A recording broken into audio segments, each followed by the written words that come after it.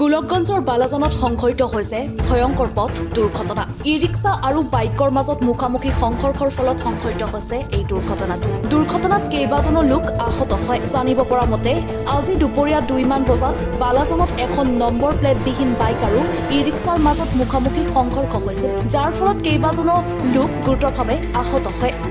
আহতসকলক ৰাইজে উদ্ধাৰ কৰি ধুবুৰী মেডিকেল কলেজ হস্পিটেললৈ প্ৰেৰণ কৰিছে। আহতসকলৰ পৰিচয় এতিয়াও জানিব পৰা নাই। আর টোটো আলা এই ওদিকে যারা কমরি লাগে দিল মই খালি যে আসো পাশে দাও হারিস করে শব্দ হ্যাঁ আহত মানে সব অবস্থা খারাপ। এরা ধুবুরি হসপিটাল গেছি রে মোটামুটি হ্যাঁ কজন আছে 7 জনের মতো অমন হবে না সকাকে বার পাইছি হ্যাঁ ও মনে 6-7 জন হবে টোটো আর বাইক বাইকের ওলাও পাঠাচ্ছি ওই টোটো লোককে মার দিয়েছি। গৌৰীপুৰৰ পৰা সঞ্জীৱ ৰায়ৰ ৰিপৰ্ট এনিভাৰত 24।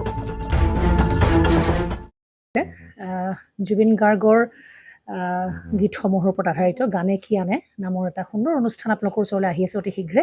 অহা 15 আগষ্টৰ পৰা ধেমাজিৰ পৰা প্ৰথম অডিশ্যন আৰম্ভ হ'ব আৰু সেই অডিশ্যনৰ যোগেদি বিভিন্ন কণ্ঠশিল্পীসকলে যিসকলে এই অনুষ্ঠানত যোগদান কৰিব বিচাৰে তেওঁলোকে এই অডিশ্যনৰ যোগেদি আগবাঢ়ি আহক আৰু জুবিন গাৰ্গৰ বহুত ভাল লগা গান আমি সদায় শুনি আহোঁ।